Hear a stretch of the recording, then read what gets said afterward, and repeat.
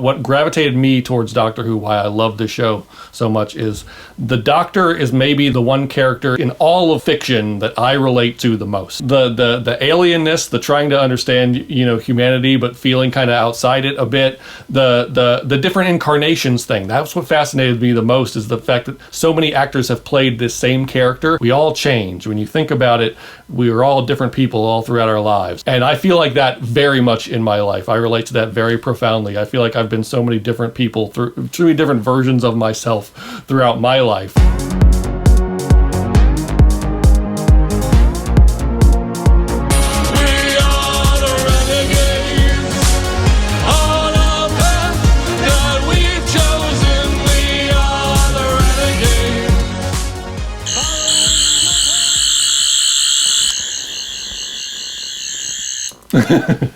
Hello, everyone, and welcome to Renegades of the Podcast, a monthly podcast for all of the aliens and the Time Lords, hosted by us, Unheard, Sirens Incorporated.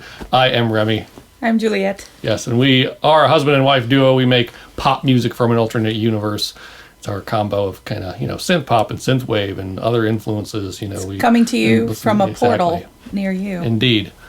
That's right. We make music for freaks and weirdos like us, and on this podcast, we devote this podcast not only to the music that inspires our creativity, but also like sci-fi and pop culture and fantasy and and art and things that we enjoy going deep on and going really nerdy on. And you are joining us for a very special episode tonight. If this is the first time you've joined us on this podcast, then thank you for doing that. And if you feel so inclined, please check out our music right here on YouTube, and it's on Spotify, and it's on all the things. The stars and shout, just need the chance to reach. There's a dance inside of me, just reach. I am glowing, I am vibrating. All the places where the music is. That's right. There you will find us.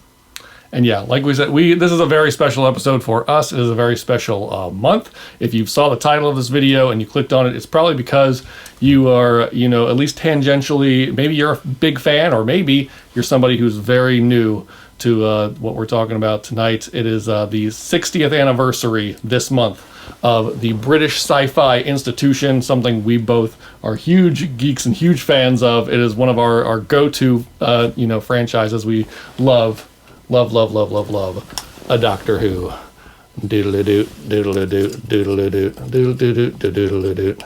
That's right. We have all of our props as we usually do. Don't blink. Don't blink. Whatever you do. Oh, God. Don't blink. Oh no. She's right there. No. You blinked. We told you not to. So, yeah. As long as I don't choke from the scare of the weeping angel, we can continue. Yeah, so it is a big month. This is the 60th anniversary of Doctor Who. It's been awesome.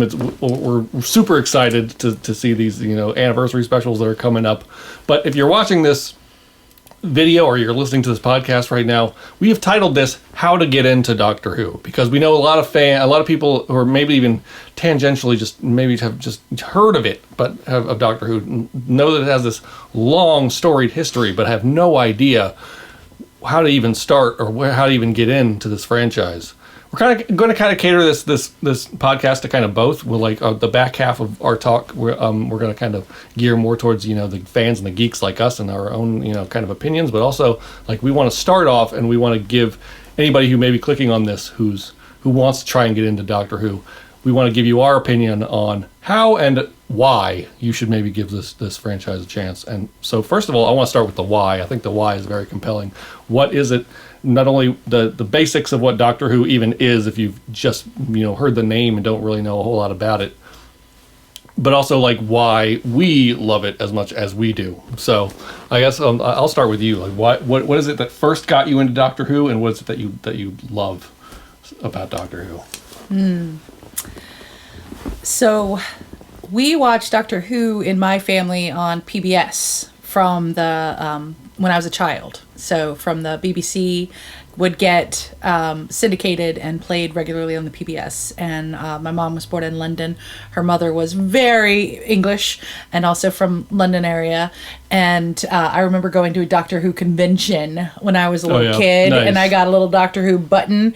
And if you touched it, it was like heat sensitive and it would change colors. Ooh, interesting. And I remember I got to like meet K9. Nice. And so like The robot dog, Yeah, the yes. robot dog K9 from like Tom Baker's era Yeah, in the like totally. 70s into the early 80s. Yeah, mhm, yeah, mhm. And so those were in syndication, like replaying. So Tom was definitely my family's doctor. Oh, yeah. With the long scarf and the curly hair, which my brother currently rocks, the curly hair of Tom Baker. And just naturally, he has that hair. And I loved it. It was sort of just in the background, you know, and it had like some cheesy bad guys and some cheesy props. And I would see photos of people in England for like a fancy party, like dressed up and, you know, as a Cyberman or a Dalek. And I was like, these are so cheesy and they're great. Yes. So I hadn't really watched it or thought about it for a long time. And I think around 2010, 2011, I was like first introduced to the new Doctor Who. I was only barely aware at that point that there was a new Doctor Who, and it had not been out. There was not that many seasons at that point. And we'll get into that, how to get into it, because I recommend the way I was guided in. But I will say part of what struck me immediately about the Doctor is he does not carry a gun, and he does not like guns. Yeah. He is an adventurer from another planet who is able to go in his TARDIS, the little blue police box, which is bigger on the inside. Yes. It actually has like a pocket dimension inside of it. So it's infinitely large inside. This is the Doctor's time machine. It looks like an old phone box. These phone boxes used to exist in the 50s and 60s in Britain. It was a way to not only contact police, but also, you know, you could lock, you know, the bad people, the ne'er-do-wells in there, and the police would come and get them. They didn't last too long after that. So that's one of the cool things about the Doctor's time machine being a blue British police box, is even though this, so the basics of the show is the Doctor is this alien being. He's from this other world. We later find out it's called Gallifrey, but honestly, and he's a time lord. the less you know You don't have about to know these things to love it. the mystery, the less you know about the background of this character, kind of the better, the more interesting. Yeah, because he acts consistent with his history. The Doctor is consistent with the history that he and she has lived. When put into mortal peril, the Doctor is from a race that does not fully die. The body regenerates. That's right. So, And so when the Doctor is close to death, a different Doctor depending why on you've how probably you seen- enter in. Different people people in who the are lead who role. are maybe tangentially aware of Doctor Who know that so many people have played this character. It's Yeah, like, and how does that work? Yeah. Yeah, it's because when the Doctor is because the mortally Doctor has wounded, died. the Doctor kind of gets this glow of energy and can if they're not killed before they can regenerate, they completely become a new person, but still the same person, They have which is very the memories. interesting aspect. They have of the Doctor. memories of all previous Doctors. That's right, of that yeah. soul, that entity, that being, carries the memories forward.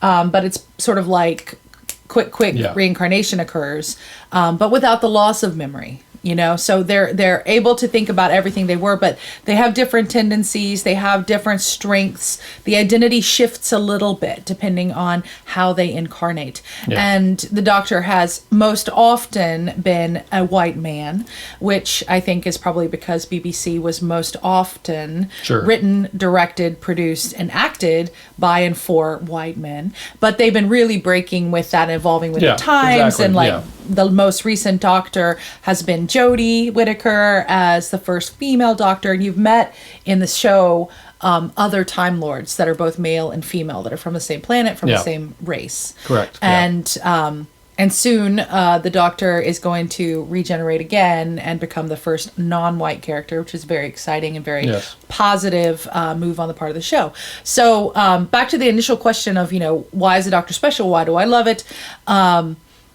because the Doctor can travel through time and space in the TARDIS. Yes. Time and space. Time and anywhere in space. time and space. So we could be right here now and then take the TARDIS and go to Venice. Be Or right it here could- now yeah. in Venice. So we Or moved it could go back to like space. 5,000 BC, Right. or could go back to 100,000, AD into our future, or show up 5 20,000 billion. years Yeah. in the future in a far, far distant planet Yeah. and galaxy. So there's both space and time that So gets played there's with. that interaction with both our own history that we know and also alien beings. There's usually, even when they go to historical settings, there's usually some alien threat involved. Like they go back in time to meet Leonardo da Vinci, but there's an alien about to kill Leonardo da Vinci, and so they have to, So the Doctor constantly finds himself history, where so, yeah. somebody or something is in peril. Yeah. And the Doctor is a genius level intelligence. Yes. With this memory of hundreds and hundreds of years of life. But also super quirky and there's something slightly off about the Doctor, which leads to a lot of comedic moments. So it's a very funny show, but also a very heartfelt show because the Doctor is not human, but loves humanity so much that is always stepping. The Doctor has taken on the role for himself or herself of being the protector of the planet. Yeah. And so when there is a threat from another alien race, the Doctor is there to answer it whenever possible. Right. And there's only a few times when there's peril happening on Earth and the Doctor is engaged somewhere else, and you have this tension. The Doctor can't get to Earth at some point, but sees themselves as this one who wants to help protect what is precious. Because somebody might say in the show, but I'm just a simple person, like, why would I matter? What can I do? And the Doctor will say, it's the most important leads thing to one of my favorite quotes in the universe. In 900 years of time and space, I've never met anyone who wasn't important, which is right here. Yes. There. So. And so that's one of the most fundamental parts of the Doctor's belief system, is that a simple person on their own, so small, like a grain of sand on the ocean's beaches, is the most precious, most beautiful thing ever. Yeah. And is always worth protecting, always worth defending. Even beings, human and otherwise, who have screwed up and who have done great wrong. So the Doctor does not charge in to eliminate hostiles and to delete and eliminate the threats. He or she, usually he, so I'll probably stick with he most of the time unless we're talking about Jodie's particular or you say they. time, or they. The Doctor is gender fluid. This is The canon Doctor's now. very gender fluid, so pronouns can, are a little bit in the swirl in the mix. But the Doctor always gives the ones who are causing harm, who are doing violence and putting other lives in jeopardy, always gives them a chance to leave, to flee, to run, to stop, to change. Always. And I think there's only a few rare exceptions where the Doctor goes through like a real crisis following any action where he didn't do that or she didn't do that. So it's very fundamental to say, let me help you see what's wrong here, and that this harm cannot pass, it cannot stand. I will not allow it to continue, and I am giving you fair warning. And the only thing the Doctor usually has with him, other than sometimes a banana in his pocket, because bananas are good. Because why not? Yeah. Bananas are good. That is a good. But he always has the sonic screwdriver. a sonic screwdriver. And the different Doctors... It's not a lightsaber. It's not a weapon. I know it kind of looks lightsaber-ish. It's not a laser. It can sometimes undo a lock. The gun does a lock. Or it can sometimes, read the virus in a body. It's, a medical scanning device. It's sort of like a universal cosmic handy tool. And it's a bit open and kind of analogous of what the sonic screwdriver can actually do. It kind of like serves whatever purpose the plot needs it to in that moment. It's like a little pocket computer who helps and assists the Doctor in doing all kinds of things and getting out of a lot of scrapes. And when the Doctor reincarnates, also the sonic changes. Yeah. Sometimes the Doctor finds the sonic of a previous Doctor, and that might be a plot device of something that's like passed forward from an earlier part of the story.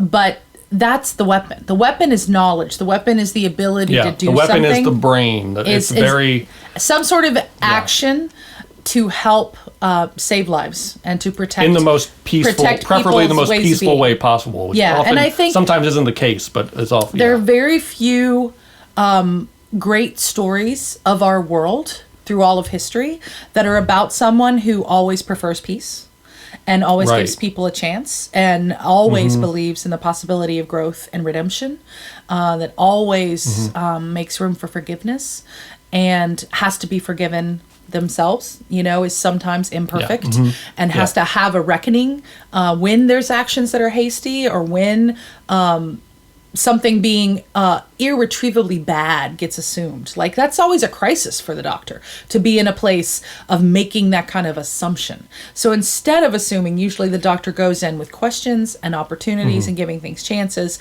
And because the Doctor has such a powerful tool to help understand and move forward through things, and the TARDIS, that's his time box in which he travels, which stands for time and relative dimension in space. Yes. So the TARDIS is also a tool that means the Doctor is able to be places and do things that so few other beings could do. There used to be an entire race of the Time Lords, and there were some different rules of that universe. But you discover through the unfolding of the story that the Doctor is the last or one of the only remaining Time Lords. And so it's a universe series, where others don't have this capacity to intervene or to help or to serve or to listen that the Doctor does. And so I think my favorite thing about the Doctor is kind of intertwined with that approach, and the fact that the thing the Doctor carries is a tool of knowledge and assistance. It is not ever a weapon. You can never point the sonic screwdriver at someone and harm them. In all the things that it's ever done in its 60 years of history, 59, almost about to turn 60 years of history, the sonic has never harmed another being directly. It's not something that I use to injure another person. And that says everything about the character of the Doctor and this world. And I think the only other major story and world I can think of that has this kind of do no harm ethos at its core is Star Trek, which I haven't watched all of the new different Star Treks, but it's one thing I really respect also about the world of Star Trek, because most other great stories of our time are about harm and damage and people fighting the good fight, but they take up arms in order to defend. The Doctor and the people in Star Trek are some of the only ones who are like, what's another way? Isn't there another option besides violence? And often the Doctor is forced to make really, really difficult decisions and choices. Sometimes all you have are bad decisions and bad choices. But you still have and to you choose. have to weigh them, and of the outcome of each one, which can do the least harm and the greatest good. And that's sort of a code I personally also try to live by. Sometimes we are left with no perfect decisions. We don't have control over everything else, so we can't avoid any violence. And yet, what can we do that minimizes harm, that minimizes violence, that minimizes damage? And so I think that's what has always stood out to me about the Doctor, and it's definitely what I love about the show. No, it's the same. That segues beautifully. Like, the reasons I love Doctor Who as well, he's very unique as far as, like, fictional heroes and superheroes, stuff like that. Like, he is not like, Superman or Batman or somebody like that who's always solving problems with their fists or laser eyes or violence. It usually always comes down to violence and weapons, and the Doctor's like almost always chooses the non-violent solution to the problem, and will always try to think and problem solve the way out. The Doctor definitely has a bit of that Sherlock Holmes coding in their DNA, as far as very observant, they're kind of observant detective, fast, trying to solve problems by thinking them through. Processes. Exactly. Kind of there's a lot of techno babble in the show where they're talking like a mile a minute, and the human companion, whoever's traveling with the Doctor, is just trying to keep up. Like, what Doctor? Huh? Is there the human companions? We're all going, huh? There's usually at least one human companion. Sometimes there's a few more, depending on which era of Doctor Who you're watching. Sometimes an alien. But the Doctor always travels with at least one human companion who is there to experience this world of the Doctor, and there to be inquisitive and ask questions, and there to be the audience's kind of surrogate into the world. And so I love that. So the questions that we want to ask watching it are often then voiced by this human who's alongside the Doctor. So they're like a proxy for all of us. Yeah. And what I personally what gravitated me towards Doctor Who, why I love this show so much, is the Doctor is maybe the one character in all of fiction that I relate to the most. The alienness, the trying to understand, humanity, but feeling kind of outside it a bit. The different incarnations thing. That's what fascinated me the most, is the fact that so many actors have played this same character and put their own spin on it, but are also the same. There's that DNA within the Doctor that is there's always something that's the same, even though these actors have put very different portrayals on the same actor.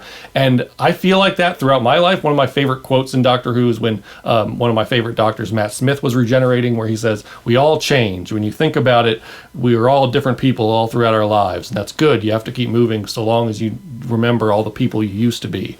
And I feel like that very much in my life. I relate to that very profoundly. I feel like I've been so many different people, through so many different versions of myself throughout my life. Like, you go back 5 years, 10 years, 20 years, it's the same me, but it's not. Like, I feel like if you knew me 5 years ago or 10 years ago, you don't really know the real me, because I didn't know who I was until very recently fully, and I'm still discovering who I am, and I'm still changing and evolving. And I think we all do that.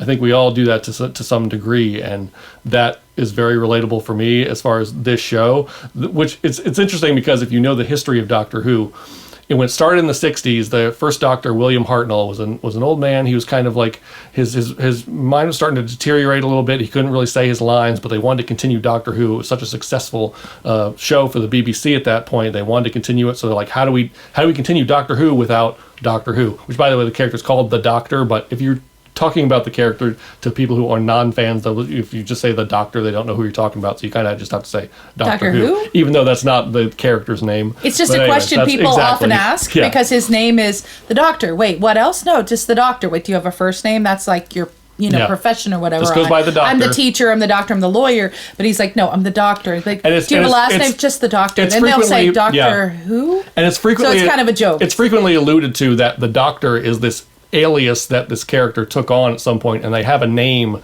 that is unknown to most beings in the universe. Very, very secret. And it's supposed to be this big secret. So that adds more mystery to the character of the Doctor as well. But the whole thing was, when William Hartnell couldn't really play the part anymore, they had to recast the part. So somebody at the BBC, I don't know who, came up with the ingenious plan of, let's just have, since this character is an alien, let's just have them transform their body into a new actor. And that allowed this show to keep going for 60 years. Honestly, it allowed them to keep not only casting new people in this part and having that change, but also I love a quote from one of my favorite showrunners, Stephen Moffat, who says, "Doctor Who has survived not in spite of change, but because of change." So not only the Doctor changes, but it feels like each era is this new spin on this show, while still remaining the same. You're still going to have the Doctor, you're still going to have human companions, you're still going to have travels in time and space, but everything else beyond that is subject to change depending on when you're watching, which is so cool. So I guess we should go into now, like, our recommended where you should start with it. And I'll say this, first of all, I feel like each new Doctor, for the most part, there's some who lead on from the others, but for the most part, each new Doctor is kind of a new entry point into the show. And I know, I've heard in recent news, like with this 60th anniversary and with this new Doctor, Ncuti Gatwa, who's about to take over after David Tennant does a few, reunion specials. David Tennant being one of the more popular Doctors of the recent era, probably the most popular Doctor of the recent era, is taking the reins back for 3 specials as a new incarnation of the Doctor, which has never happened before. But after that, Ncuti Gatwa's season is going to be called Season 1. It's not being called Series 15 or 14 of the new series of Doctor Who. So that is very much an entry point. If you just want to start on Disney Plus with the new episodes that are starting, then you can do that.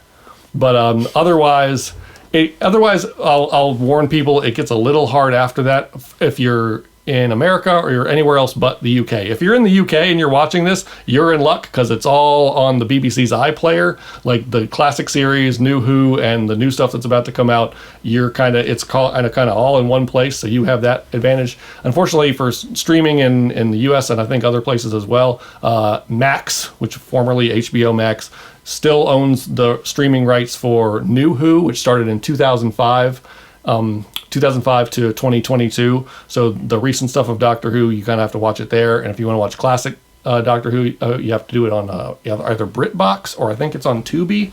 So anyway, that's a whole streaming thing. It's kind of stupid that there's 3 different places that you have to watch one show, but it is what it is for the time being. I assume Disney Plus in the coming years is going to try and get more of the rights to more of the catalog, but we'll see, if and when that happens. It would be nice if it was all in one place, but there you go.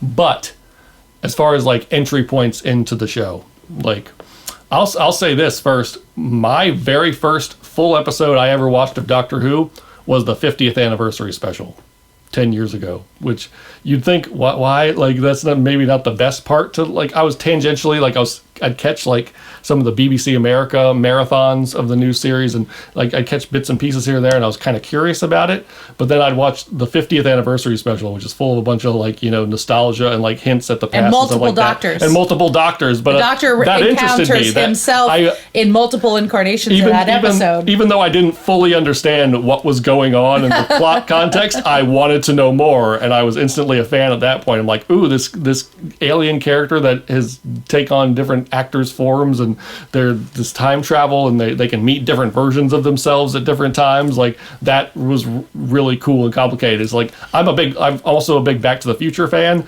so the time travel aspect of Doctor Who felt like Back to the Future on steroids, and I kind of love that. And so, like, that was kind of my initial entry point, and then I loved the heart of it, and the passion that's always like the Doctor, trying to do what's best in any situation.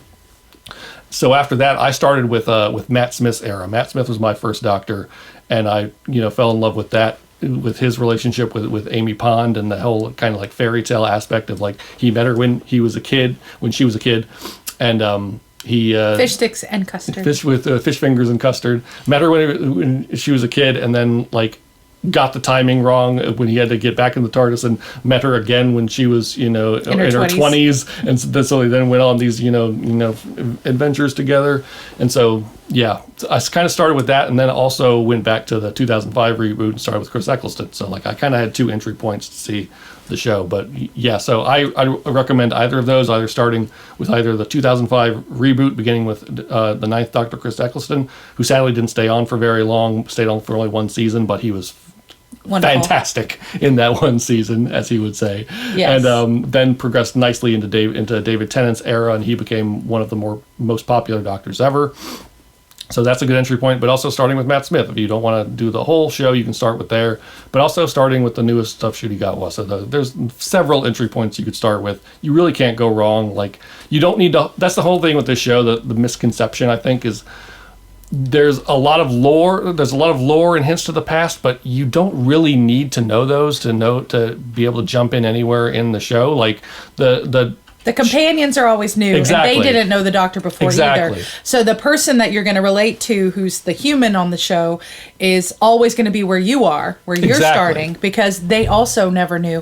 They often don't even know the Doctor can regenerate or would regenerate. They often don't know what race the Doctor's from, what planet. There's this mystery. The Doctor often doesn't like to talk about the past. So there's eras. Some of the Doctors are really traumatized by things. So the new regeneration kind of puts it away for a while and wants to be more in the present moment. Yeah, exactly. And slowly, over time, you start to get snippets of this story of the world, the universe the Doctor's from, and the companion is just piecing it together too. So they're, unlike many things that continue for a long time, that assume everybody is a deep fan, Doctor Who's never ever done that. No. It's always been new, which is smart, and it always gets been restarted. Able to carry on for 60 years. It keeps, new generations of people are coming in all the time, and they know that, so they're writing to that all the time to clarify what's going on. And if they make hints to the past here and there, they do a very good job of. It's either not something very important that you need to know. It just kind of sounds like this ramblings of this very smart individual who has a brain, a history of all that. But if there's stuff that you need to know about the past, they do a very good job of quickly explaining that. So, like, if you're a new viewer, you get what's going on, but maybe if you're a longtime viewer and you know what the Doctor's hinting at, you're like, it's like a nice little Easter egg that, for you at that point that you get. But if you don't get it, you're not really losing anything. Yeah, so as you watch, you start to put together. As you rewatch, you see there was even more, and you rewatch, and there's even more. But it's subtle because it's not condescending to people that don't know. Yeah. It's not being insulting that you're not an insider who has deep decades-long knowledge of it. It's much more of a welcoming, including, come on in. Yeah, I'd say in that way it's maybe even type of show. Yeah, I'd say in that way it's maybe even easier to get into than something like Star Wars, which I love Star Wars, but I think some people get confused with the timelines of where things fall. They've made so many things in so many places of that world. But Doctor Who doesn't expect you to know all that stuff. In fact, and he's always popping around anyway, exactly. So there is no straight way. Exactly, right? Everything's timey-wimey. It's all a big ball of wibbly-wobbly, timey-wimey stuff, and you just go with it. Just go with it. That's what the Doctor's doing too.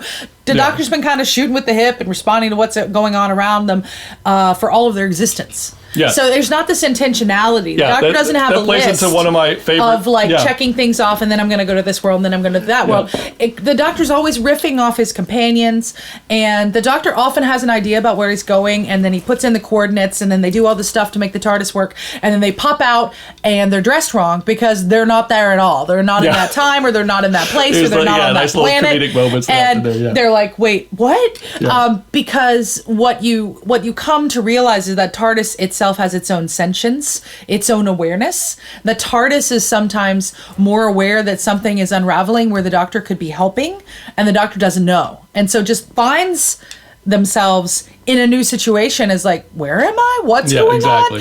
And, so as an audience member, it's completely fine if you're like, where are we? What's going on? Because that's how the Doctor feels too. The TARDIS is the only one who maybe knows what's going on. Maybe. Or the TARDIS at least has ideas that everybody else is just sort of figuring out as they go. And since the TARDIS is an entity that can't talk except in one episode, The Doctor's Wife, a favorite episode, by the way, for many reasons that maybe we'll talk about in the show. This podcast, maybe we won't. Generally, we don't know. So we're only left guessing. Even the Doctor's left guessing about why the TARDIS has brought them to a particular time in a particular place. And then usually somebody screams, and then they at least run towards that because that's probably part of why they find themselves there in that moment, the Doctor and the companion or companions. And so, I will say it's nice too because there are arcs of things that are happening and unfolding over many episodes, but there are also a lot of standalone episodes that you don't need any backstory to just think that was a beautiful, beautiful episode in and of itself. Just this pure little thing from start to finish. Everything is clarified, understood, and dealt with in whatever way, and then it's done. And so my introduction to the Doctor in the new era was in 2010 or so. And I was visiting one of my dear friends, Laura Lee, in New York, where she was living at the time. And we had some downtime. And she was like, well, let's watch an episode of The Doctor. And I was like, Doctor Who? Because that's what you do. And then everybody goes, ha ha. And I was like, what do you mean? She's like, all the new seasons. And I was like, oh, new seasons? Like, I was just not watching anything really at that time. Streaming was not as big as it is now, and I think Netflix had just transitioned from getting a few CDs in the mail to things being available online. And so she happened to have access to it, and it was like, oh, you don't know it? Oh, and she got so excited. And so she really gave good thought to how to bring me into the new Doctor. And so my first introduction to the Doctor as an adult, it had been sort of in the background of my childhood, but I hadn't followed it. So it was sort of hazy, my sense of it. And the new Doctor is quite different than the old Doctor. It was a big gap in the 80s and 90s. That took place. The classic series ended in 1989. There was a big hiatus with the show, and then it was revived in 2005. Yeah. So there's this big gap from the late 80s until the mid 2000s. And so it hadn't really been on my radar at all during that era of my life either. And so she was very excited to get to show me an episode. So the first episode that we watched was with the second of the new Doctors, who is the 10th Doctor of the series of the show, the 60 years of the show, played by David Tennant, who we've already mentioned, is very, very beloved and well-known Doctor, very popular Doctor. And so she showed me the episode called The Girl in the Fireplace. Nice. Which I just rewatched again yesterday, and I never tire of watching this episode.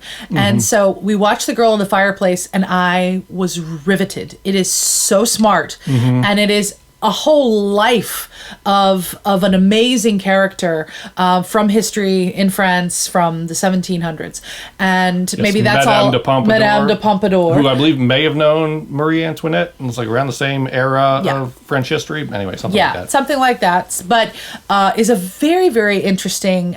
Was a very, very accomplished woman who was the acknowledged public.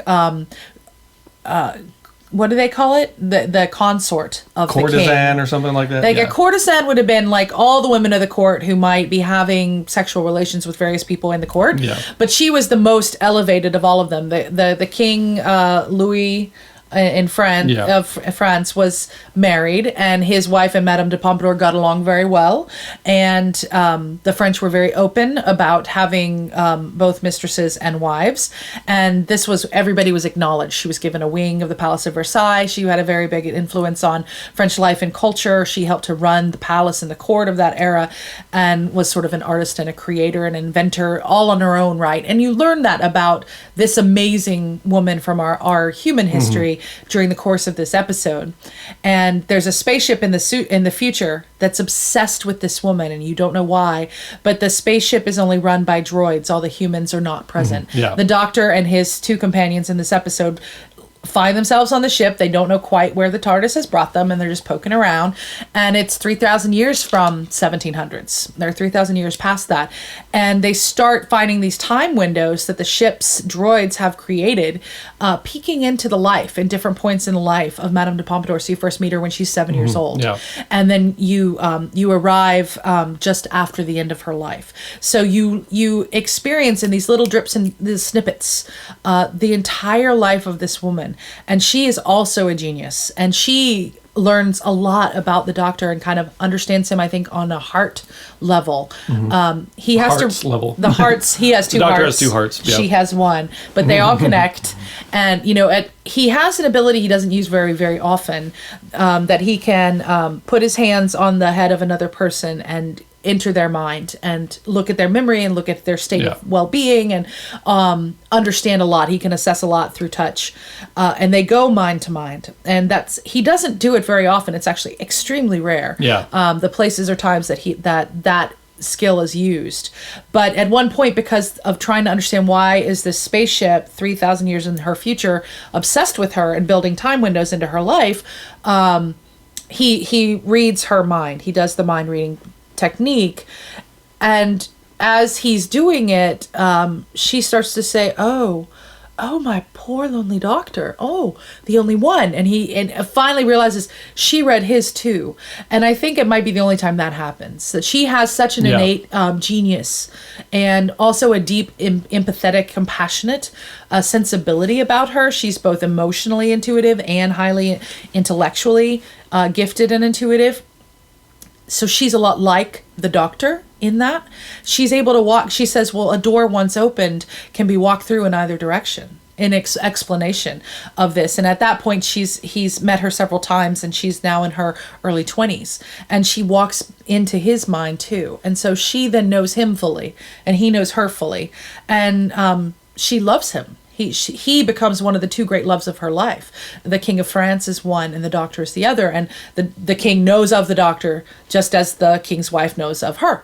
And so it's this beautiful, beautiful love story. And he's trying to investigate. He's also trying to figure out if he can help or save her, because the droids on the ship, they're convinced they need her mind. Her brain specifically, her head no longer connected to her body. So they are going to, if allowed, behead her and take the brain and plug her mind into their ship, because they want it to be their new onboard computer that would run the ship now. And so it's just so poignant, going through this woman's life in one episode, and the fact that there's this beautiful love story between her and the Doctor that plays out all in one episode. The writing is just genius. I think it was Stephen Moffat at that point. And Stephen Moffat was a genius, brilliant showrunner, because I think he's great at arcs, but he also can do these standalone episodes. And I was just like jaw on the ground, like, okay, let's watch another one.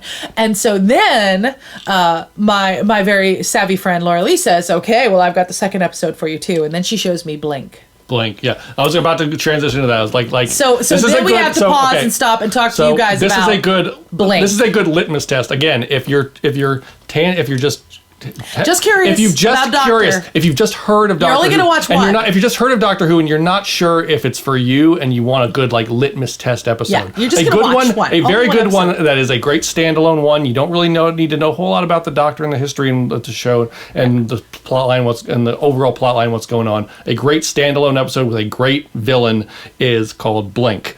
And this episode, it's very Doctor-like. The Doctor appears in it, but doesn't appear in it all that much. And you're following this character who's finding out about these statues, these angel statues. They look innocent enough, right? But as soon as you turn away, or you blink, or you're not looking at them, They move. They're not observed. They'll go forward. And so it's like you can't turn your back, you can't look away, and you cannot blink. And they have their eyes closed so until they they get witness right each on other. top of you, and then they're. And if they get you, if they get you, they'll send you back in time, and they'll take whatever that time energy, years of your life. the years of your life that you no longer get to live. Lost. Yeah. that they take that for feed themselves. They feed off of it. The life force energy through time of a So it's being. very so they cool, deposit like- them somewhere else in the past, yeah. and they're lost from their lives. They're It's lost from another their it's timeline. another master stroke of writing by Stephen Moffat of a great monster that you And wouldn't the have thought Weeping of. Angels come back. Yeah, they more come than back once, a few times. Yeah, and they're brilliant. and the way the episode plays out, the way it plays with time travel and like what's going on, and the way the Doctor ends up communicating with this person through DVD Easter eggs extras on videos. I think they're on VHS tapes. No, they're on DVDs. They're on DVDs. It's DVD Okay, it's at a that DVD point, store. yeah. Okay, I couldn't Yeah. remember what the store Yeah. is, but yeah, and also, so the Doctor takes a back seat. And it's really the story of this young woman, Sally Sparrow, who goes into this supposedly haunted mansion with her friend. And they go, and her friend's like, "Oh, it's pretty depressing here. Oh, it's just this old abandoned mansion, castle-y kind of house." Yeah. And she's like, "But I love old things." What did she say? Sally Sparrow's line? She says, "I like sad. It's happy for deep people." Yeah. Because her friend's like, "It's kind of depressing me." And she's like, "Oh, but I like things that feel a little sad. Because sad is like happy, but for deep people." And I was like, "Oh, that's so true." Because I love antiques. And it is a little sad. Like someone else, they probably went through an estate sale after someone died. And then someone else got it. And then they died. And it was another estate sale. And now it's in this antique show. Or now it's at this estate sale. And I get to acquire it. And this object has like outlived people and has all this history. And it's kind of sad, but it's also kind of deep and kind of beautiful. And so Sally Sparrow is sort of drawn to these things. Yeah. And while they're there, the Weeping Angels begin to come, and she finds the first, they pull back some wallpaper and find the first message from the Doctor written underneath the wallpaper. And her friend disappears. And so her friend is the first to have encountered the angels, but they don't understand why. So in the first, it's not a big spoiler because in the first scene, you get Sally and her friend disappears. And that's why Sally becomes the detective, trying to figure out what's going on, moving through space, occupying in a short period of time, investigating what's going on. And her friend's brother runs a video store, which is now a DVD store.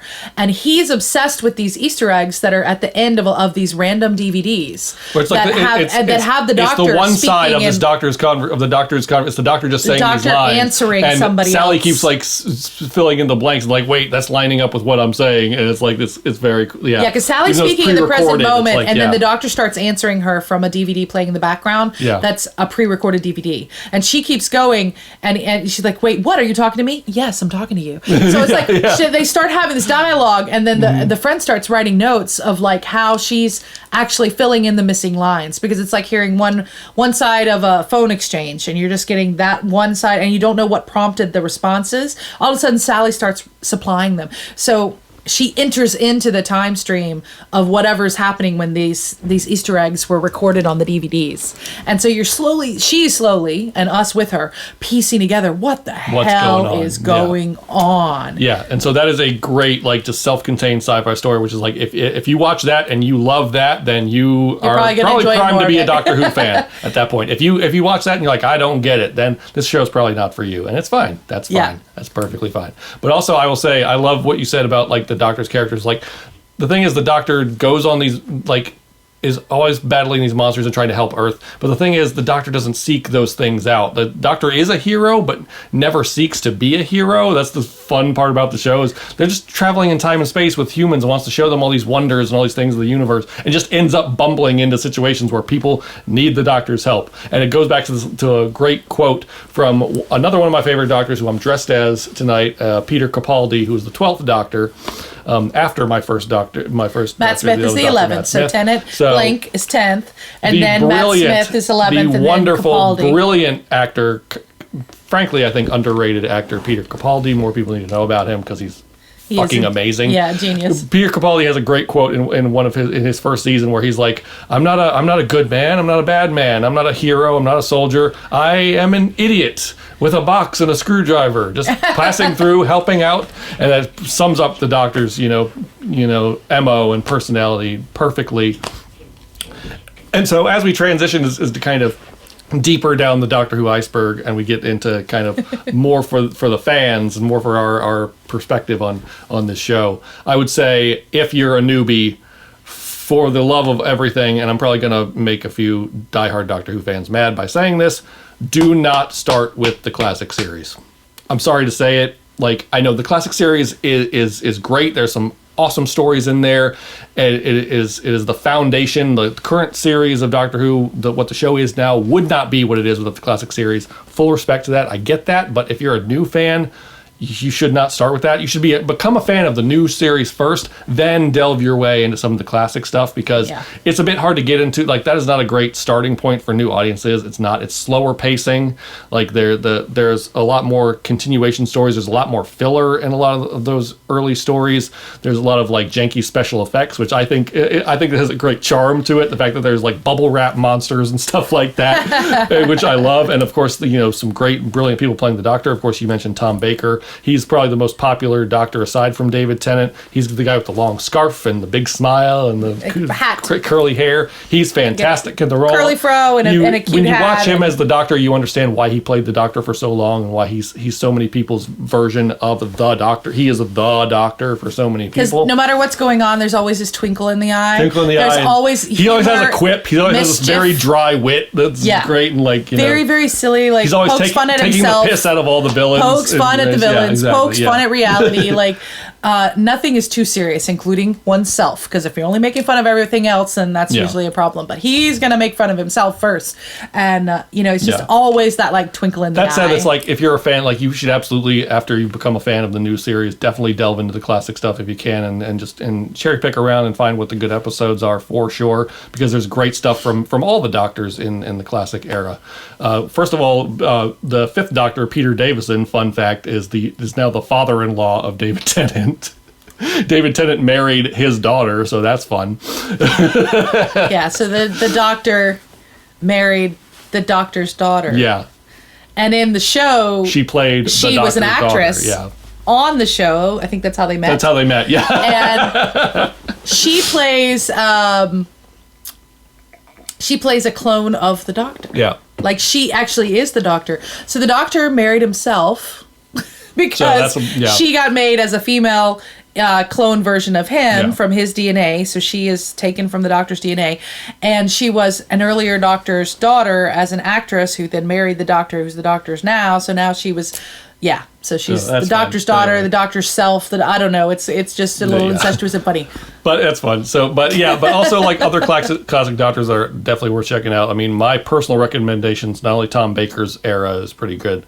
Even when he's kind of phoning it in, he's still, he's so naturally good in that part. But also Patrick Troughton, his era is fantastic. I love his like clownish silliness. Like, you can see that the comedy of the show was embedded and his era is from like the 60s, from 1963 to 1966. So it's black and white era, he's the second low grade second Doctor. Yeah, he's the second Doctor. He's the kind of... So he's very different than the first Doctor. He's kind of this old crotchety man. And then you have this like silly, wacky Doctor. Silly clowns, like, and like, but you see the DNA of like where when seeds are planted when that we see When now. you watch New Who and then you go back then, it's like it's really not all that different, even though it's in black and white and it's low grade and it's kind of the special effects are kind of janky. It's like it's still the same show at the end of the day, which is kind of fascinating. The show that they've managed to do it. That's but I going think on also this long, like yeah. modern audiences are used to kind of how we tell stories and how we package them and what the effects are going to look like and how they're going to pace time.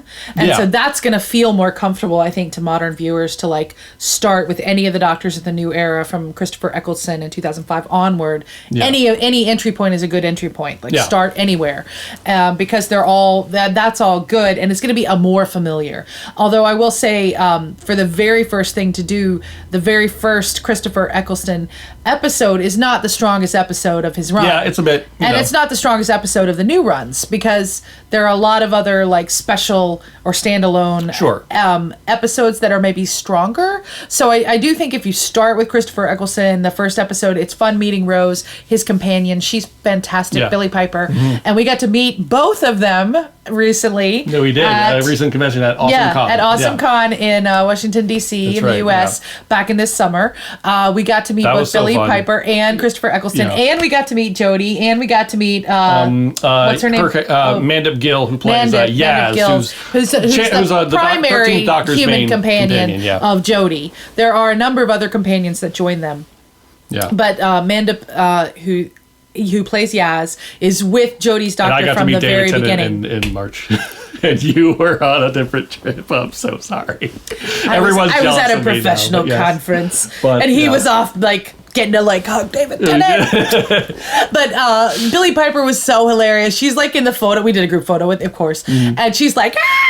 Like, and we were dressed as X-Men that day, Yeah, so we were yeah. at Rogue and Gambit that day. So we're just like, ah! If you're watching this on YouTube, you've just seen the photos. I just popped them. But yeah. So it was so cute. And Christopher Eccleston was a little bit like, Yeah, he's a little bit weird about the con thing, I think. He's a little bit socially awkward about the con thing. But it's fine. He's a sweetheart. He's awesome. You know, Yeah. he was a little bit didn't get along with Russell T Davies, the showrunner. did, yeah. There was there was friction between Eccleston and falling Russell T out there, Davies, for sure. and he So- left the show, and he wouldn't have anything to do with it for a while. But that's 2005, and life has moved forward, and the con thing has taken off, and so like I think he's like coming back in, He's and warmed he's to like it, yeah. the original of the new run, but he's like the last of the party, so he was a little bit like it was a little he was very awkward, which was very endearing, Yeah. and also I think like his doctor would feel awkward about all of this, whereas Yeah, Billie oh, yeah. Piper as Rose would be like, sure. yeah, and Yeah, like but Jodie and Yaz, Jodie and Mandip Gill, like they were so. Oh, and we got to meet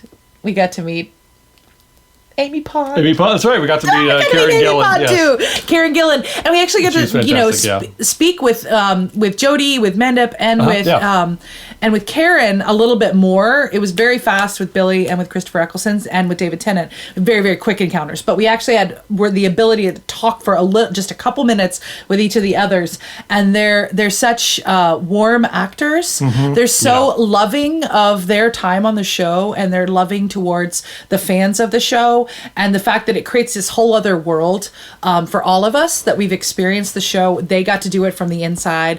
And they also think it's precious and amazing because like we got to see panels with a lot of them, so we weren't interacting with them, that we're asking the questions, but we still got like an hour or more or a little more of their thoughts and their reflections on their time, and I think they all cherish and treasure their time. It's kind of one of the greatest honors for British actors to be affiliated with the show, which is a fun thing too. If you watch many other British movies or shows, you'll see people popping up because the cameos, like just being a walk-on part in Doctor Who, most people are like, yes, I will take that role. Even if it's way below their level as a lead, they'll take a tiny cameo just to be part of the show. It's a common running gag that like every British actor has either been in Doctor Who or Harry Potter or Game of Thrones or all three. Yes.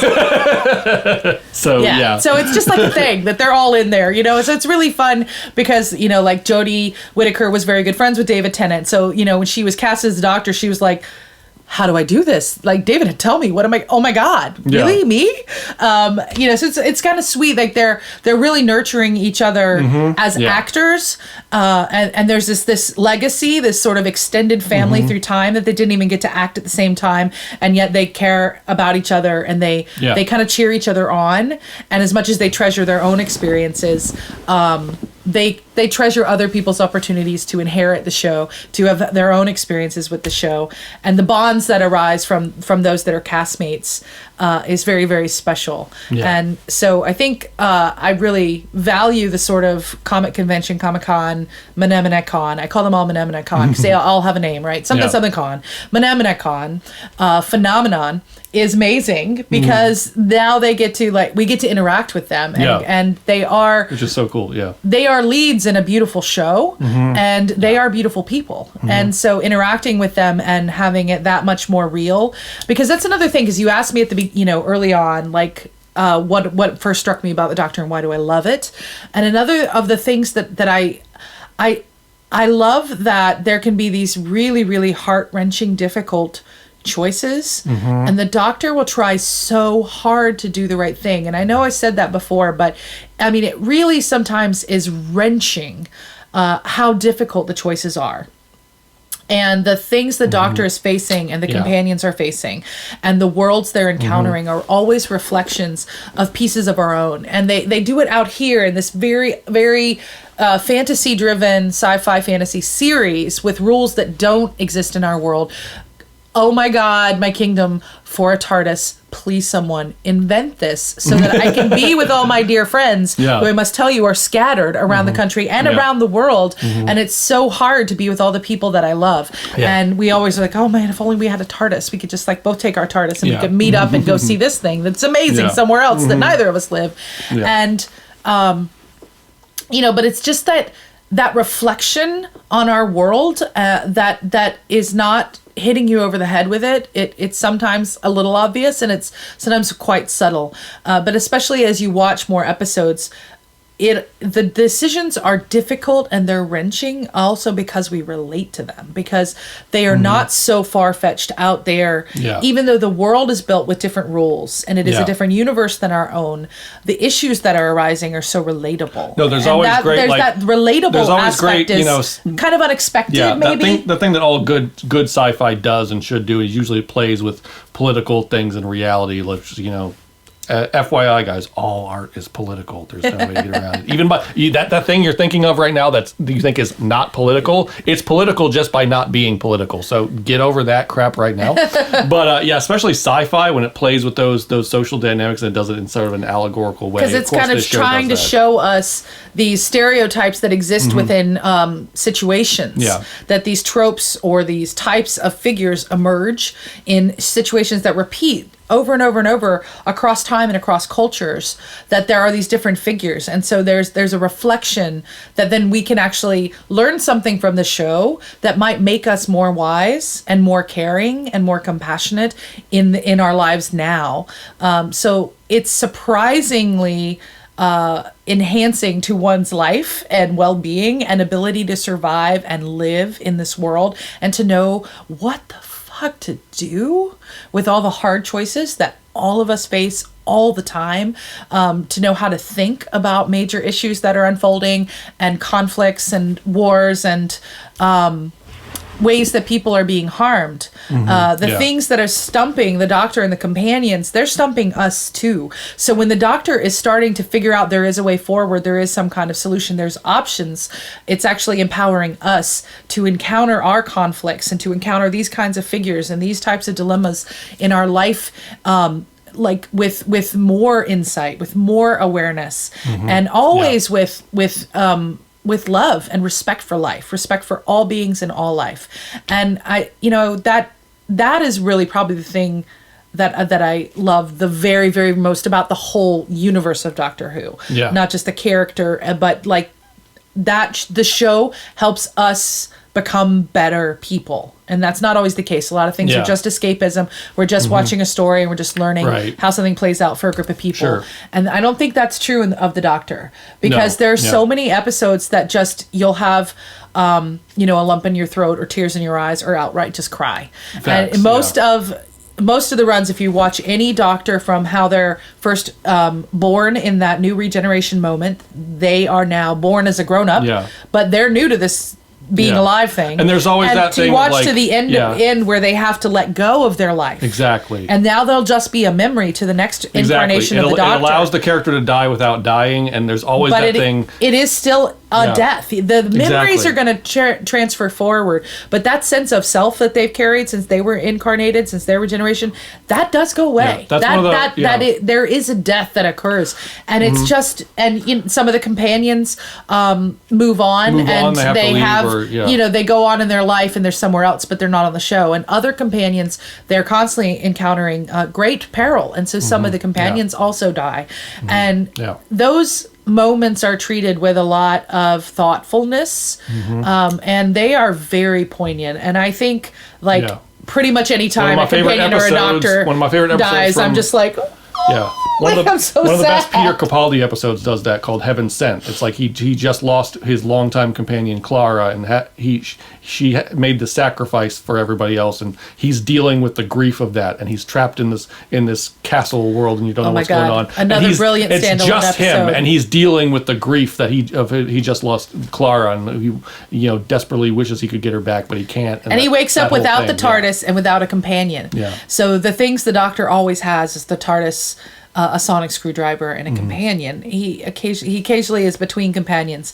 but he's isolated in a world that he doesn't know how he got there. He doesn't know what's happening. There's this menace chasing him through this castle, and he doesn't understand the rules of engagement. He doesn't understand the rules of whatever world he's in, because the world he's in is not behaving like the normal world he's used to. Yeah. And so that is a really cool whodunit, what the heck's going on episode for the Doctor. So I think Heaven Sent is probably there's the two-part episodes where with Tennant's Doctor, with Martha Jones, where he's in the locket. What's the name of that? That's was it the it's the soldier one, with the kids in World War II. Just before World War One. It's right at the tip of my tongue. You'll probably think of it in a minute. Yeah. But I would say those are going to end up being my top 5 standalone episodes. The two I mentioned that I started with, The Girl in the Fireplace and Blank. My third favorite one for that is probably Heaven Sent with Capaldi. It's a two parts called Human. The first part's called Human Nature. The second part's called The Family of Blood. Okay. That's what it's called. He's really good at this. Yep. Names. I'm like, I don't know. I can tell you all about story, though. So Heaven Sent with Capaldi is a brilliant, brilliant, brilliant standalone episode. Again, the writing is so tight and so devastating. Like, how do you get through that much in one episode is genius level writing. Yeah. But then there's a 2-part episode with what is it? Say it again. Human Nature and the Family of Blood. Yeah. That's so interesting, and the bad guys are really interesting. Yeah. And suddenly the Doctor is just this human man. The Doctor has to disguise teaching himself at a as boarding a human school, and doesn't remember that he doesn't know that he's ever been the Doctor. Yeah. He thinks he's just this regular human man, named John Smith. Yeah. teaching at a boarding school in Britain, and he's caught up in the events of that time. Whereas usually a Doctor is outside of time and he pops in and he leaves. This is a Doctor who's completely embedded in the world. And he's just living a life like a normal person. So he's suddenly totally different character, because this is not the Time Lord who pops in and out through time and space and is like a visitor, always an alien. Now it's the Doctor is one of us. Yeah. But why is he one of us? What's happening? All of a sudden, he's one of us. He just totally even just one heart doesn't even have 2 hearts. Like, and the companion is there, but her relationship to him is different. And you're like, wait, what's happening? So it's another one of those that plays with the rules or the norms of the show, and all of a sudden something else is happening, and slowly over this 2-episode arc you learn what's happening, and you're living the life of this man John Smith and what's going to happen. And again, it's beautiful when you have like this life or this period of time unfolding within an episode, or in this case a 2-episode arc. It really is brilliant storytelling. And while we're on the subject of kind of like the brilliant storytelling and also like tear-jerking moments, I should also mention like another great companion piece, which I actually I left this out when I was talking about my first experience with Doctor Who. Actually, before watching the 50th anniversary special, what I first saw was a brilliant piece. It's not actually technically a Doctor Who episode, but it's a kind of biopic made about the creation of Doctor Who and the first Doctor, and him having to ultimately give up the show and regenerate, and that first regeneration. Talking about William Hartnell, and it's kind of a and how did the show get created? It's called An Adventure in Space and Time. So David Bradley, who most people know as Filch from the Harry Potter series, plays plays William Hartnell's the first Doctor actor, and he looks so much like brilliant. him. And it's when you get to the end where he has to give up the show, and he says, "Oh, it's painful." It brings me to tears every time I see it. Like, oh my God, it's so brilliant, and it's a great history lesson. It brings you into Doctor Who and how the show is created, and so I think that kind of set me up for what this show is and what it started as in the '60s, and also it kind of set me up beautifully for that 50th anniversary special where I got there's multiple Doctors and all that kind of thing. So it's not only I think a good entry point into the series, but also my God, just brilliant piece of work in general. Just oh my God, so good. And you could also kind of really get into the Doctors and companions relationship. Yeah. So there can be companions that you find really compelling, and the reason to watch a particular part or arc of the Doctor is because you're drawn to one of the companions. So the companions are very, very interesting as well. And I think a lot needs to be said about the companions. And, I love the relationship between Amy Pond and the Matt Smith Doctor. That was my first Doctor, my first companion relationship. Amy Pond is amazing. Karen Gillan is a brilliant actress, and now she's huge in multiple franchises. She's making lots of standalone work, and then she's been doing the Guardians of the Galaxy, and she's been doing the Jumanji movies, and so she is blowing up. She's probably the most lucratively successful across acting of all of the current era's companions, of all the different ones since 2005. They've all had good, interesting careers and are doing great work, but she is just blowing up as an actress, and still so humble and so sweet and so real. When we met her this summer at the Awesome Con, right? I got it right. Right. But also, it's got to be mentioned. I mean, we're about to see a reunion of their relationship. The 10th Doctor, David Tennant, and Donna Noble, played by Catherine Tate, are phenomenal because Catherine Tate's her character Donna is taking none of Tennant's crap. It's oi, spaceman, and giving him all this guff, and they have such a biting dynamic. It's and there's a lot of the stories where the companion is kind of just helplessly in love with the Doctor, because of the Doctor's kindness, and because of their genius. The Doctor tends to not be romantic, and I think people really don't like it when the Doctor is kissing the companions, and it's sort of played like a relationship kind of thing, because we're talking about a few 100-year-old to maybe a few 1,000-year-old, depending on when you're watching, Time Lord with a human companion. It's who's in their 20s creepy. Or maybe their 30s. So there's that. Yeah. But so there had been a couple of storylines in which especially with the Tennant, romantic, he's just so dreamy. Yeah. So the romantic feelings of the first three companions were a huge part of the storytelling. Yeah. And then you get Donna, who's just him. No. She's you're a twig. She's he's too thin. I could put him in one arm. What? She's just he's very, very wide. Willowy. She's just man, negging David him Tennant, all the time. She's the same height as him, and she's just this fiery redhead who's just oi, spaceman! What are you doing? And no attraction ever is going to happen, and then people are oh, are you two traveling together? Are you two a couple? And she's no, firmly no. And she's so offended. You're offended at the very notion. That would never happen. And it's just so cute because it was just so refreshing. And I think also with Capaldi's Doctor, his first companion is Bill, and Bill is gay, and so second companion. He first companion. Inherited Clara from he inherited the 11th Clara. Doctor. So then his first new companion that he's had in that incarnation is Bill. Yeah, it's Bill, who's great, and firmly lesbian, and Bill is totally lesbian. She's young, and she has her own intrigues and her own but totally has this curiosity and asks a bunch of questions that somehow none of the other companions in the 50 some odd plus history of the show hadn't thought to ask. Where's the toilet, and wait, where's the kitchen, and stuff like this. Practical things. Great, in the TARDIS. And so and Bill is this young African descent British person. that he finds at a university. He's like stuck sort of teaching at a university, and he finds her serving chips in the kitchen line. She didn't even have enough money to go to the university, but she's been sneaking into his lectures. And so she's in the cafeteria line serving the chips, but like on her off time, she's like sneaking into the hall with 100 kids or 200 kids sitting in on his lectures because she just loves to learn. And that's why the Doctor can be a being who's 900 years old or many thousands of years old throughout the course of the time travel, timey-wimey business. The Doctor is ancient, and the reason the Doctor's not burned out and over it is because the Doctor loves to learn. The Doctor thinks that living and life is fascinating, and each being matters, so each being is unique, and each being is something worth learning about.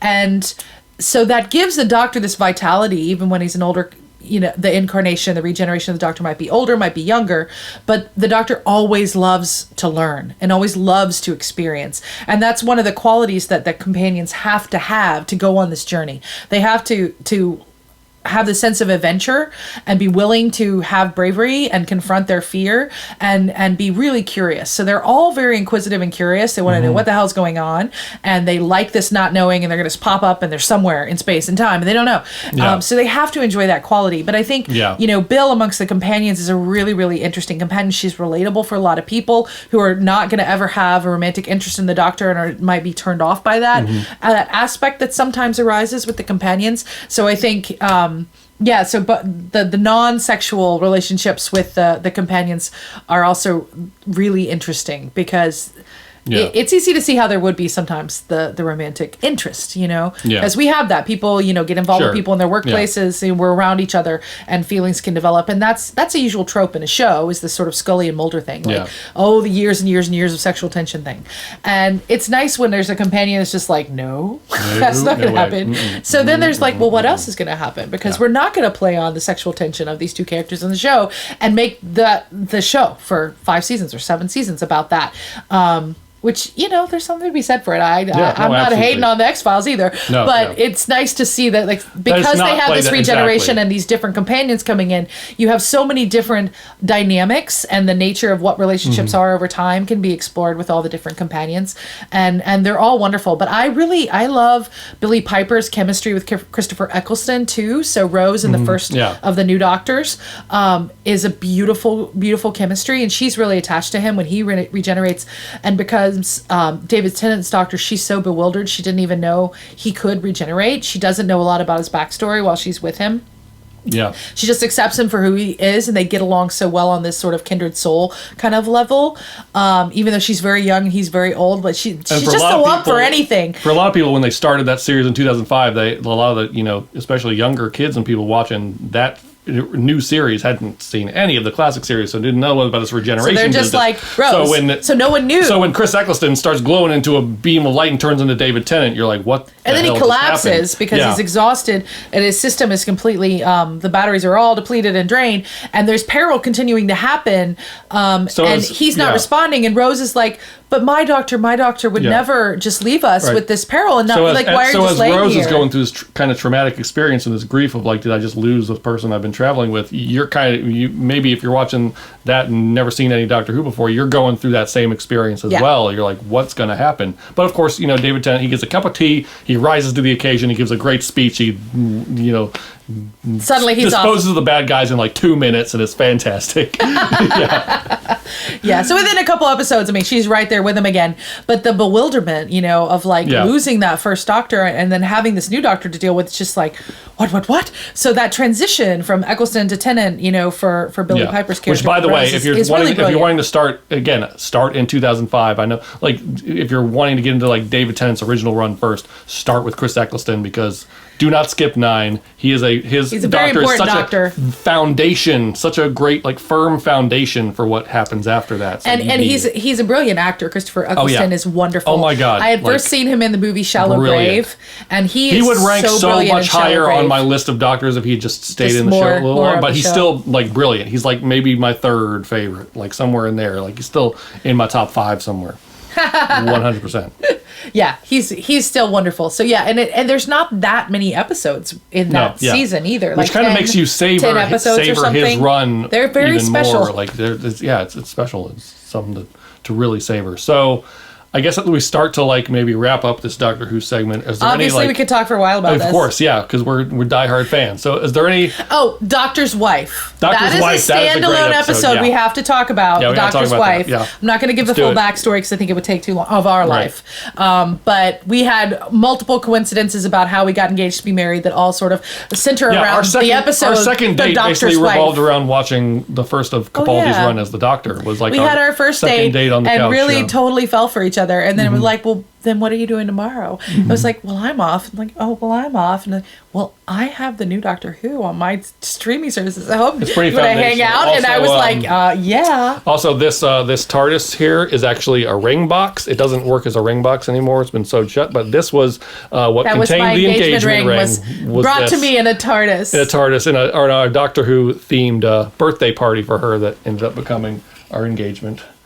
Yeah, so I guess we will tell a story. So The Doctor's Wife is a brilliant, interesting standalone episode. It's fine to come in anyway, so if that's how you come in that way. It is quite different in tone and in storytelling than other episodes. It was written by Neil Gaiman, so he was brought in as a guest writer on the show, and he was honored and delighted to do that. And Neil Gaiman, created Sandman and has worked on so many things as a writer and as a graphic novelist and as a director Good Omens and writer. Is probably the main thing people know now. Yeah, Good Omens. So, I mean, Neil Gaiman is brilliant and is another creator and artist whose work I deeply admire and explore. And he's written a couple episodes of Doctor Who, including this brilliant masterpiece, The Doctor's Wife, where that was his first one, I think. Where the Doctor and the companions at that time, Amy Pond and her husband Rory, end up on the edges of the universe, and they end up in this planet where this whole planet is where it's just junk, where everything lands, and somehow the consciousness of this planet, this evil entity, sucks the soul of the TARDIS, because the TARDIS is this sentient being. It's not only a time machine. It's not, but it has this. It has a consciousness. It has a sentience. It has a mind of its own. And so they suck the essence out of the TARDIS, the soul out of the TARDIS, and they put that TARDIS into a woman. Kind of looks like Helena Bonham Carter, but isn't Helena Bonham Carter. There's this British, definitely Helena Bonham Carter coded. Yes, for sure. And so suddenly the Doctor has the TARDIS has a voice. Lips. I have lips. What's going on? Where's my thief? And she's out of time. Yeah. So she starts saying things as soon as she's in with a voice to speak. She starts saying things that are gibberish and make no sense. That by the end of the episode are exactly what it's about. And so it's like from the all these seeds are planted from the beginning. You don't know what the hell's going on. Again, everybody's bewildered. Where are we? What universe is this? It isn't a universe. It's like this garbage heap planet in between universes they've gotten sucked into. And then somehow the TARDIS seems to be dead, but they realize, no, it's the heart of the TARDIS, the soul of the TARDIS was put into one of the women who's stuck on this trash heap planet. And so she's finally able to try to start to learn to communicate with the Doctor. She's not used to things going in a linear time, though, so it's hard for her to figure out how to communicate. And the things that she says end up being like so poignant and so beautiful. And the actress who plays her is gorgeous and so talented, and I love her, and I love the look of that episode. I love the costume design of that episode, and the sort of dark entity force of the planet. You never get more than the planet's the voice of this dark entity who's created whatever's going on. That's the bad force in the episode. It's just so good. So I love The Doctor's Wife, and it's a great title, and then it's a great episode.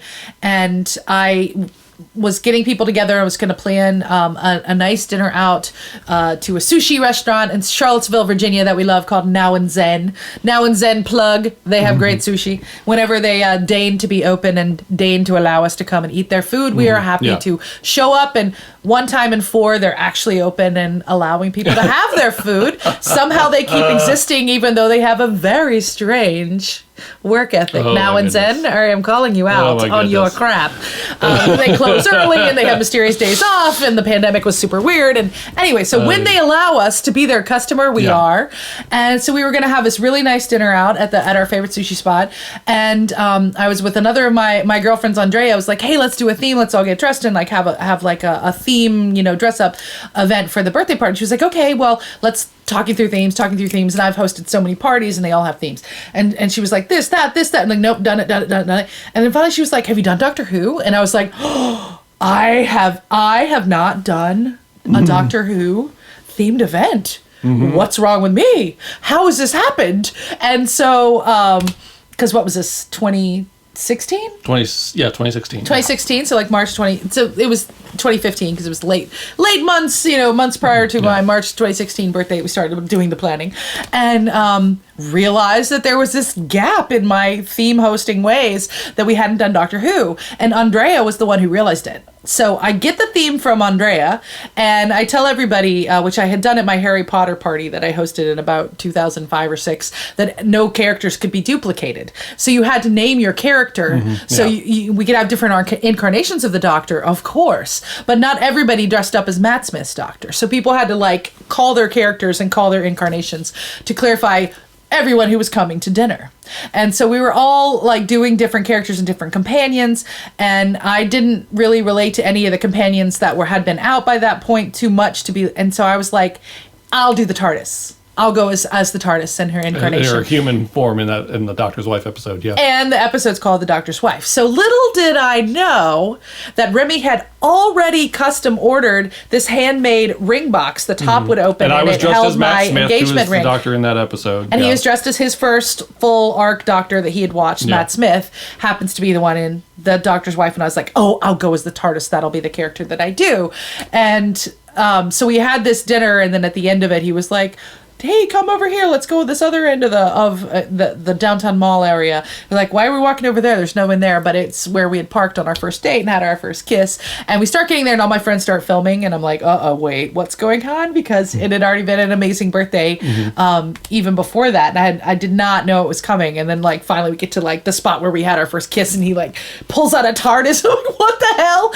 And proposes to me while I'm dressed as the TARDIS in the episode called The Doctor's Wife. So it was very prophetic that he had already ordered the ring box, and then my friend is the one who helped us decide we were going to have a Doctor Who themed party. And then of everything I could have chosen, I chose to go as the TARDIS from the episode called Doctor's Wife. So it was just super perfect. And one of the things I do in my work is study coincidences, and this was a series of Doctor Who related coincidences, just kind of beautiful.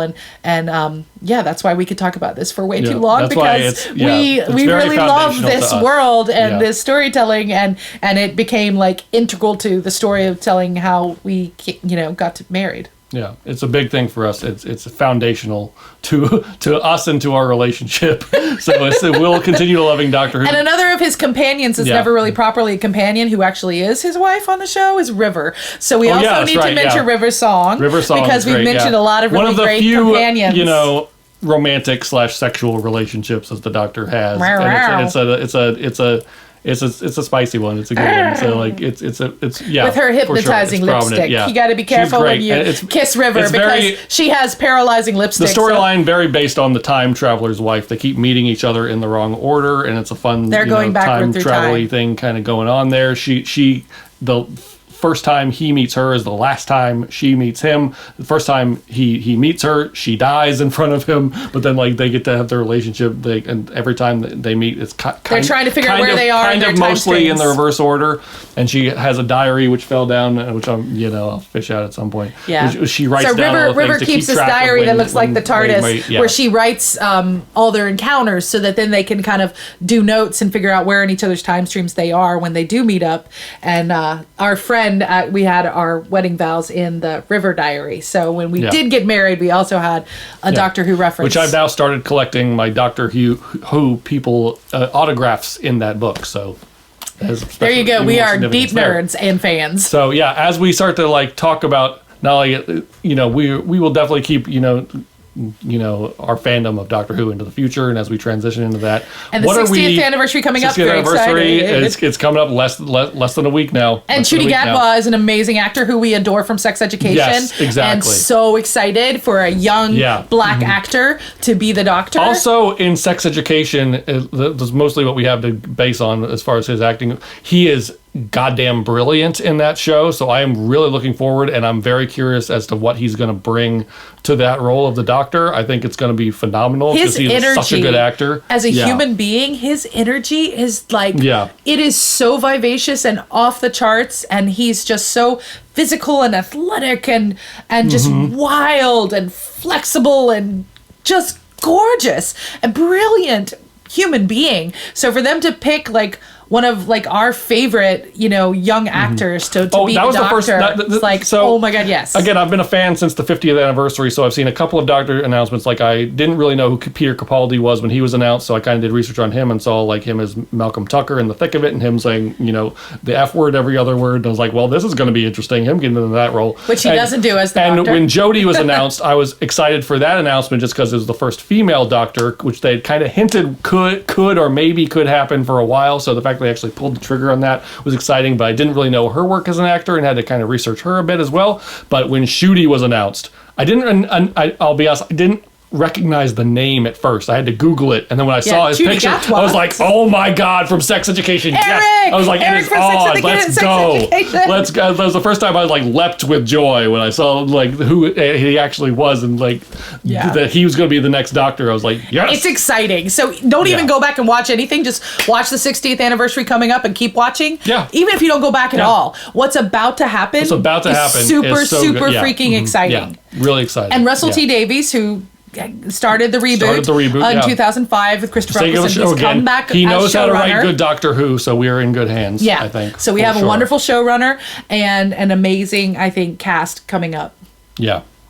So yeah, I think that is a good place to wrap up. Is there any other like standout moments of Doctor Who that you want to like bring up as like favorites? Again, my favorite Doctors right now are Matt Smith and Peter Capaldi. I am ready for Ncuti Gatwa to wow me though, and like I'm always ready. I always want Doctor Who to be good. Like the thing with a show that's been running this long, of course, there's great episodes, there's iffy episodes, there's a few bad ones here and there, but I'm never rooting for the show to fail. I think if you're doing that, are you even a fan? So like, there's certain people, sadly, when Jodie Whittaker was cast, they want to pick political agendas because everything is goddamn political now. So as soon as you cast a woman in a role that used to be dominated by a man, that, some certain people get up in arms and want to completely lose their shit. Fuck those people. But, that said, I think the show has had good periods and bad periods, usually dependent on the writing. It's always dependent on the writing for me. The acting are always phenomenal, or always on point. There's never usually a problem with that. It's usually a problem with the direction or some of the, some dodgy things here and there where the show's a little bit too on the nose is where I get a little bit, start to roll my eyes a bit. But like, I'm always ready for the show to wow me. I'm always rooting for it. It is firmly my team that I root for. So I'm ready for this era to like bring to bring the heat and bring something cool. So yeah, that's kind of where I stand with that. And I'm rambling a bit, but yeah. How do you feel about you've kind of touched on it already, but like, how do you feel about do you have any hopes or like fears for this new era of the show, or any like hopes, things that you're really looking to see? No, I hope that whatever animosity occurred between Russell T Davies and Christopher Eccleston, that everybody's been able to move forward and learn and grow. That'd be nice. And that Russell T Davies and Ncuti Gatwa will have like really good chemistry. Oh yeah. I want good things for all of them. And I'm excited to see Christopher Eccleston come back into the fan base, and the 50th anniversary special had so many of the Doctors present and not him, and I missed him. Like exactly. Yeah. So while your two favorite Doctors are Matt Smith and Peter Capaldi, my two favorite Doctors are Christopher Eccleston and David Tennant. Yeah. Because I just freaking love them, and I love Matt Smith too, and I love Peter Capaldi too, and I love Jodie too. Love all of them in the new era, I really do. But for sure, my favorites are Christopher Eccleston. His characterization of the Doctor, the way he approaches things, and just like the humor and the expressions, like how he responds to every little moment is the Doctor for me. It just is. He's the Doctor. He's very much the no nonsense, like kind of PTSD kind of Doctor, but he's like he's like great though. He's just so good. But he's like right there. Yeah. And then just Tennant. Wow, he's just great. Wow. What? Oh yes. I don't see. Just freaking love David Tennant as the Doctor. Love it so much. And I can't get enough. So I'm super excited to get just a couple more episodes with Tennant. More with him. Somehow regenerated for the first time. The Doctor regenerates as an earlier incarnation of himself. And it's like, Yeah. oh, what's going on there? I love it when they do things that break the rules of the show, because there's always a really interesting reason why all of a sudden the Yeah. rules are all broken and everybody has to figure out what and why. That's just wonderful. And they always Yeah. find really interesting reasons and ways to resolve or confront that. And just for Chudi Gadwa, I'm so excited because I feel like the show continues to evolve and to grow.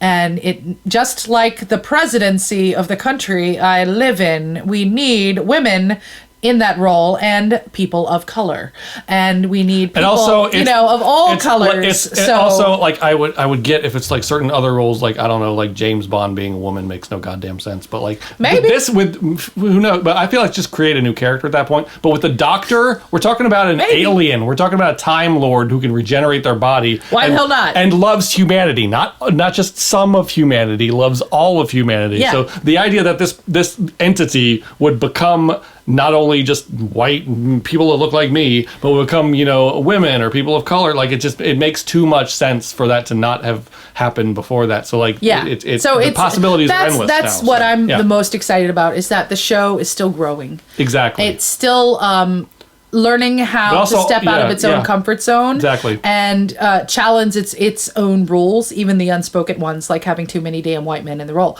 But also that's great. But also like gender and identity and race aside, Shudi's just a goddamn brilliant actor. And I am looking forward to what he's going to do with the role. Cause Yeah.